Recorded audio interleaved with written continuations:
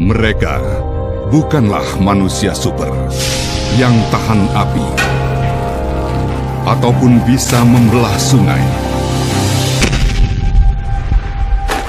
Tapi merekalah yang sigap tanggap bencana. Mereka pahlawan kemanusiaan karena mereka taruna siaga bencana. Mari bersama Tagana kita sigap tanggap bencana. Hati-hati, hati-hati, bencana kebakaran. Bencana kebakaran. Bencana kebakaran tidak saja menghanguskan rumah kita, tapi bisa menelan korban jiwa. Hati-hati. Bencana kebakaran. Bencana kebakaran mengancam di sekitar kita. Waspada bencana kebakaran. Bencana kebakaran tidak saja menghanguskan rumah kita, tapi bisa menelan korban jiwa. Hati-hati. Bencana kebakaran mengancam di sekitar kita. Waspada, bencana datangnya tiba-tiba dan tidak ada yang tahu. Hati-hati, waspada, hati-hati.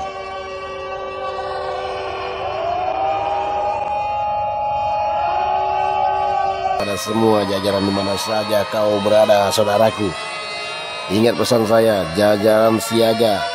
Waspada banjir, waspada tanah longsor, dan waspada pohon tumbang dan angin kencang. Dan angin kencang di kala hujan deras. Hati-hati kecolongan, saudaraku. Waspada, bencana datangnya tiba-tiba dan tidak ada yang tahu. Hati-hati, hati-hati, hati-hati. Call Center 110, cepat, tanggap dan respon.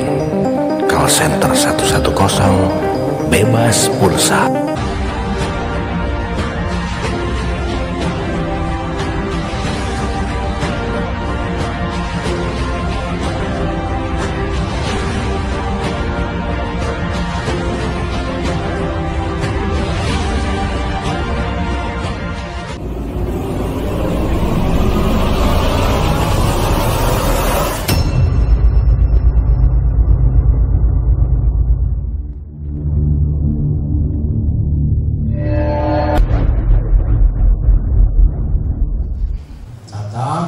Hal-hal yang perlu sehingga kita akan menangkap, akan bisa menyerap apa-apa yang disampaikan ini dengan sebaik-baiknya, sehingga nanti kita keluar dari tempat ini membawa satu ilmu yang baru, kemudian kita bisa tularkan kepada setiap orang atau kepada orang-orang yang kita cintai. Ilmu apa saja baik, bahkan ilmu mencuri pun baik. Maksudnya apa ilmu mencuri baik? Nah, kalau kita tahu oh ini cara mencuri ini, maka kita bisa. Apalagi ini adalah ilmu mengenai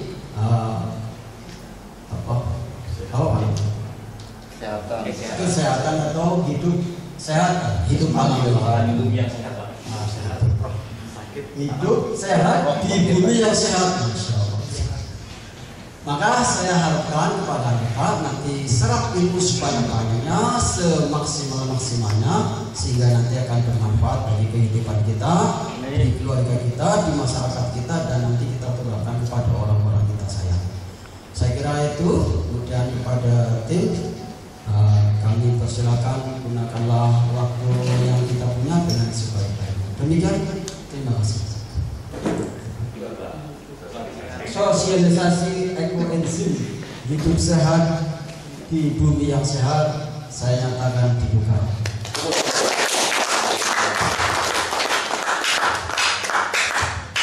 Terima kasih kepada Pak Komarudin Balikpapan. Dan yang di depan pembawa materi adalah suami saya, jadi kami suami istri. Dia ketua relawan ekoenzim. Pelajaran baik ini akan kita sebarkan lagi ke orang lain, bukan berhenti di kita saja. Sebelumnya saya bertanya dulu, apakah di sini sudah pernah tahu atau mengenal atau bahkan sudah pernah praktek ekoenzim? Belum pernah. Belum ya. Kalau di belakang ada, itu memang anggota kami, ada Pak Rizaldi dengan temannya dari Tenggarong, memang bergabung di grup. Ada juga Bunda Sherly. Dia juga sudah pernah pelatihan ketika dia di Makassar, dia sudah pernah pelatihan, pindah ke sini, kami ajak dia untuk fokus di Samarinda. Jadi Bunda Sherly nanti yang memfasilitasi beberapa orang yang ingin terjun atau ingin belajar lebih lagi tentang ekoenzim. Karena ekoenzim ini ada banyak Bapak Ibu, dan ada juga yang bisa digunakan untuk pengobatan. Dan terus saya bingung untuk apa itu.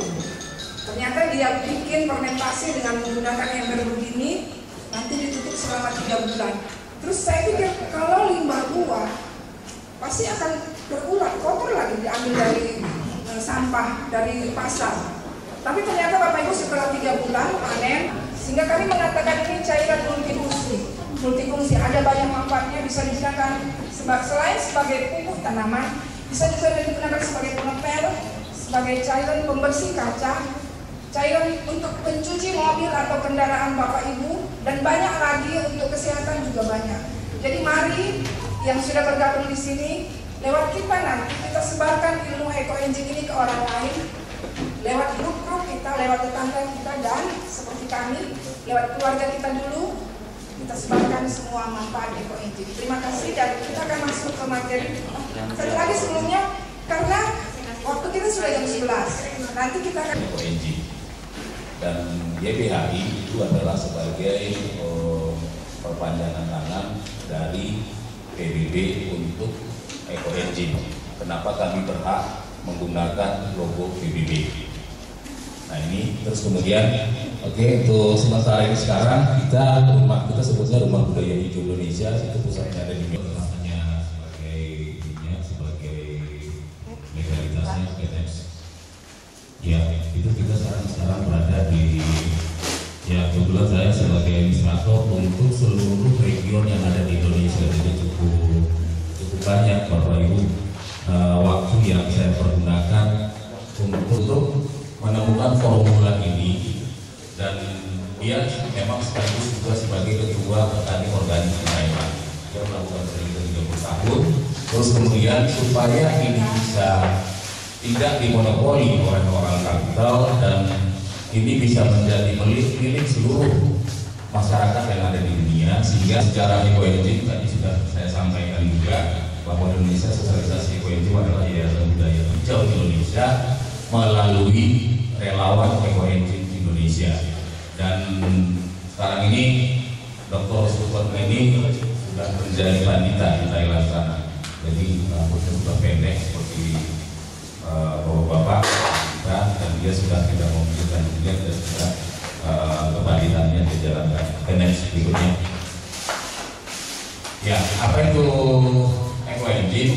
Adalah larutan organik kompleks yang diproduksi dari proses fermentasi. Yang waktu SMA jurusan biologi pasti ada pelajaran bakteri baik, bakteri jahat. Jadi kalau untuk mendapatkan bakteri baik itu harus dilakukan tanpa udara atau proses tanpa udara.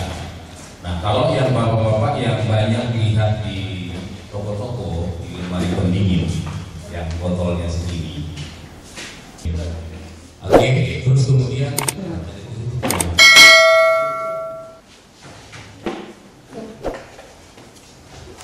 dan bahan-bahan organik, maka dia harus berbau asam segar. Jadi bukan proses busuk. Jadi dia proses fermentasi. Kalau proses fermentasi yang 3 hari itu namanya KB. Tapi kalau 3 bulan namanya ekoenzim. Ini nanti kita lihat, ini ada dulu Bunda Suci, itu dia dikasih tahu oleh Bunda Serli. Bunda Serli pada saat itu masih di Sulawesi. Jadi pendampingan jarak jauh bikin ekoenzim. Dan ini sudah 3 bulan lebih sedikit. Nanti kita lihat 3 bulan itu seperti apa ini jadinya. Jadi ini karena memang dia ember biasa sehingga harus ditutup dengan plastik. Nanti kita lihat apakah ini berhasil atau enggak. Ambil ini yang paling baik dilakukan, dibuat dari ekoenzim adalah kulitnya. Isinya silakan dimakan. Nanas juga begitu. Nanas kulitnya yang diambil, isinya kita makan. Kenapa? Karena enzim itu kita ingin mendapatkan ekoenzim, berarti enzim yang mayoritas harus kita dapatkan. Nah, enzim itu berada di antara kulit sama buah. Jadi Tuhan itu begitu luar biasa, sehingga bahan buah-buahan yang kita mau makan pun sebenarnya kulitnya juga begitu sangat berharga. Makanya kalau kita di relawan ekoenzim Indonesia, kalau ada ibu-ibu Yang dicari itu bukan lagi buahnya, kulitnya. Bisa gula pasir. Gula pasir itu tidak bisa karena dia perlu kita pergunakan selain dia sudah ada proses kimia di sana. Nanti ada produk kita yang fermentasinya pakai gula pasir ada.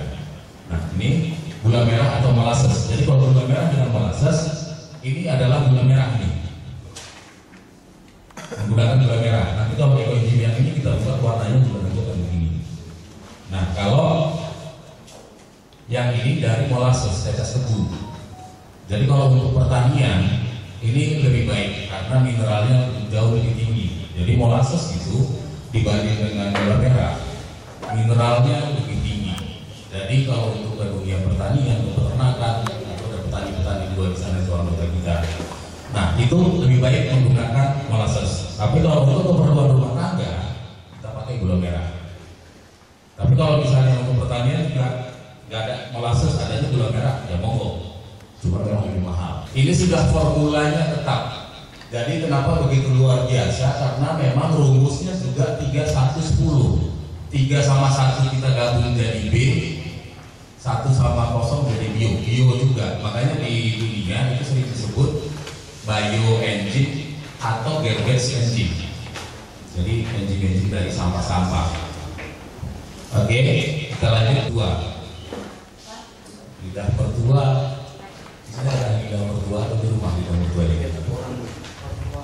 Lidah mertua itu kenal ya, Sansevieria. Itu banyak itu bunga-bunga yang kayak apa namanya, proses fermentasi ini juga akan menghasilkan gas metan, sehingga kita harus jangan sampai kita alih-alih nanti mengolah sampah untuk mengatasi timbulan gas atau gas metan.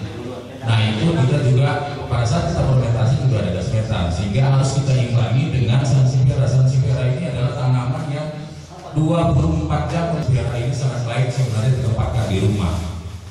Tanaman lain jangan, karena malam hari dia bukan O2 yang dikeluarkan. Makanya kalau malam-malam kita di pohon rimbun itu agak lemas, karena kalau malam-malam itu bukan O2 yang dikeluarkan. Jadi itu kita harapkan selama nanti proses fermentasi ini kita taruh di sampingnya Sansevieria itu. Oke, lanjut. Ada di Indonesia. Jadi kalau kita melihat gas metan ini dampaknya sekarang kan dia 21 kali lebih ringan daripada udara. Itu yang pertama. Sehingga kalau begitu muncul gas metan dari tumpukan sampah, maka dia akan lebih cepat ke atas naik karena dia lebih ringan. Itu yang menyebabkan ozon, lapisan ozon bolong yang berapa kilometer sekarang, 14 atau 16 kilometer yang bolong sekarang. Nah, kenapa kalau kita lihat, coba ya lihat, dia bisa menghasilkan 236 liter gas metan dari 1 kilo sampah. Jadi kita buang sampah di tong sampah 1 kilo, nanti prosesnya dia bisa menghasilkan 230. Kalau kita menjadi kilokan itu menjadi 100 kilo lebih. Luar biasa. Sehingga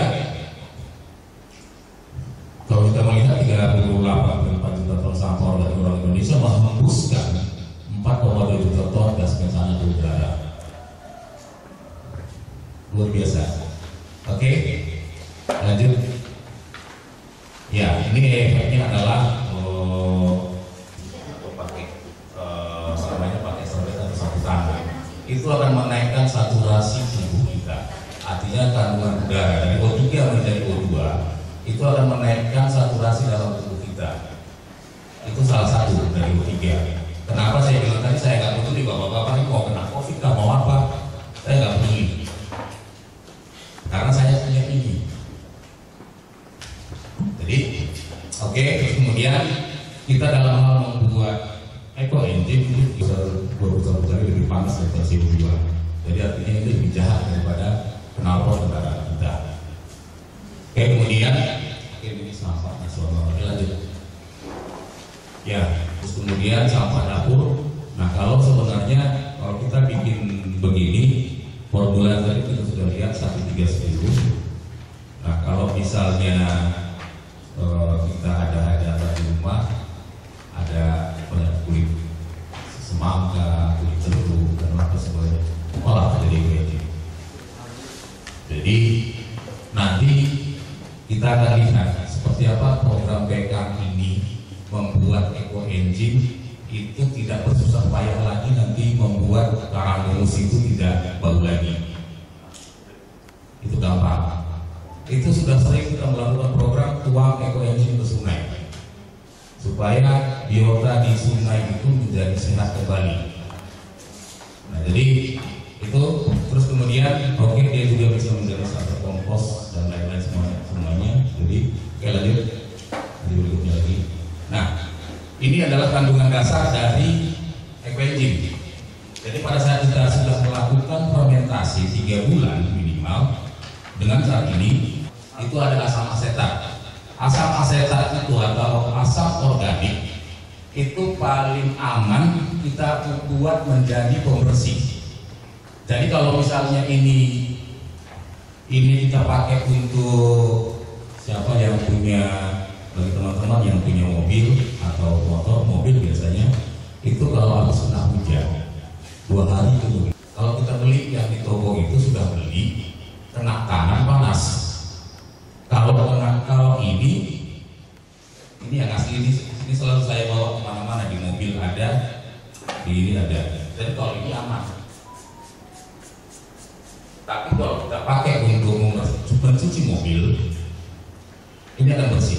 Karena asam asetat itu paling cepat untuk mengurai kandungan lemak. Kebetulan di grup kita itu, di relawan kita itu ada beberapa profesor yang memang selalu melakukan penelitian untuk EcoEngine, termasuk juga beberapa dokter. Nah, terakhir ini penemuan enzim protease ini adalah Dr. Ludwig. Nah, jadi asam asetat ini dibikin dari di 3 piring. Piring yang pertama itu dituang EcoEngine ke santan tadi. Yang kedua itu adalah karbol yang sering kita pakai untuk cuci kamar mandi, WC. Terus yang ketiga adalah air sirih.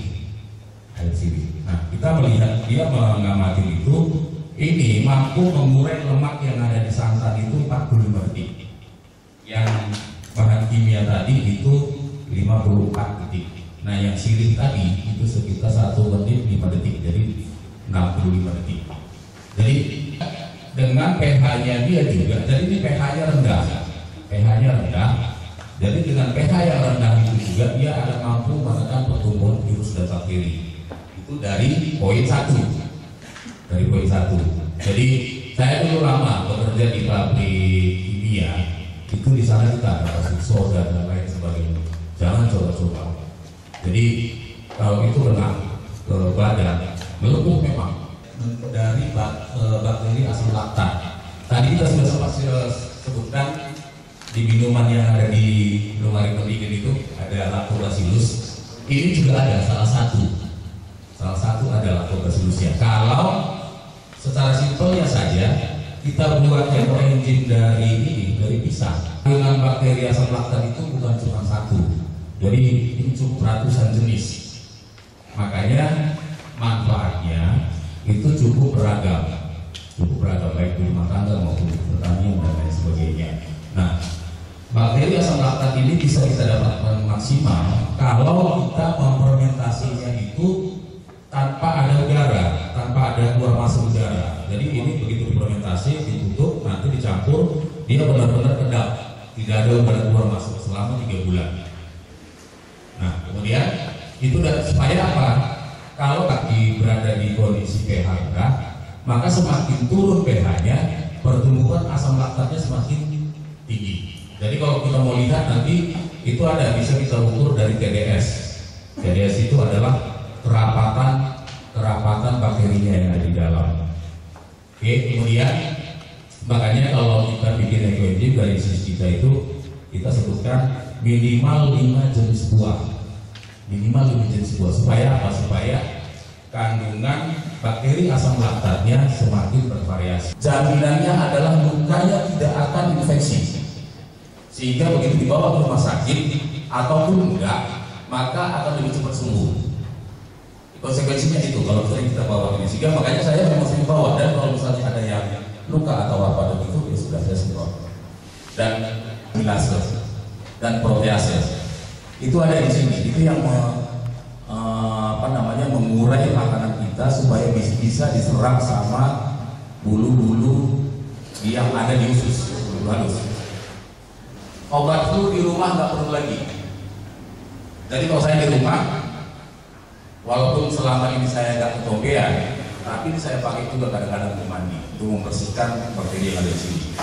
Terus kemudian untuk kalau misalnya kita naik motor, itu kena debu atau apa, atau bakteri yang ada di alam ini, itu mas sampai kerja kemarin itu saya pakai kacamata 1,75. Nah ini nggak bisa jadi patokan, tapi saya sekarang sudah